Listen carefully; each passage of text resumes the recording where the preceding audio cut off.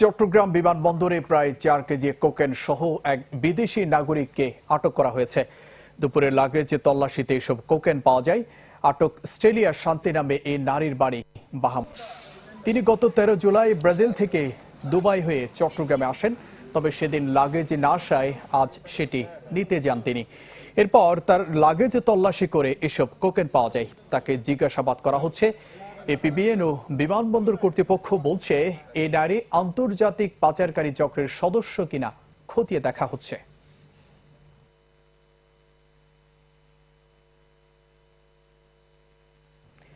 দর্শক, এ বিষয়ে বিস্তারিত জানাতে শাহ আমানত বিমানবন্দর থেকে যোগ দিচ্ছেন সহকর্মী ইবেন মির। ইবেন,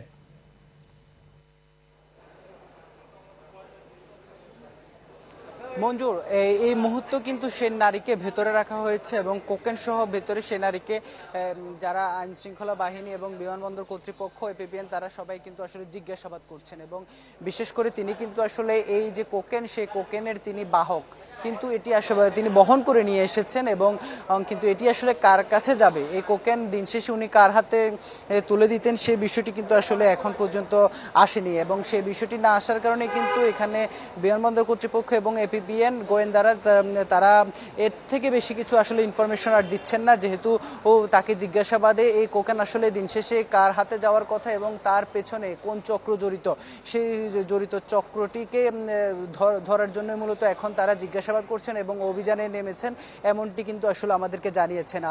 আর এটি মূলত তিনি বাহামার নাগরিক হলেও তিনি ব্রাজিল থেকে এসেছিলেন এবং তিনি দুবাই বিমানবন্দরে তিনি ট্রানজিট নেন এবং সেখান থেকে এমিরেটসের একটি ফ্লাইটে করে তারপর তিনি ফ্লাই দুবাই হয়ে তিনি আসেন চট্টগ্রামে, কিন্তু তিনি লাগেজটি কিন্তু তিনি পরবর্তীতে আসে, যার কারণে আজকে সকাল 10:30টায় সে লাগেজ বহন করতে আসেন এবং সেই লাগেজ বহন করতে আসলে কিন্তু তাকে, যেহেতু আগে থেকে গোয়েন্দাদের কাছে তথ্য ছিল যে বড় একটি আসলে মাদকের চালান আসছে, কোকেনের চালান আসছে, সেই থেকে তিনি যখন 13 তারিখ চট্টগ্রাম বিমানবন্দরে নামেন তখন থেকে কিন্তু তিনি নজরদারিতে ছিলেন, কিন্তু যেহেতু সেদিন তার সাথে লাগেজ ছিল না, তার কারণে কিন্তু সেদিন তাকে আসলে কোনো আটক বা কোনো জিজ্ঞাসাবাদ করা হয়নি।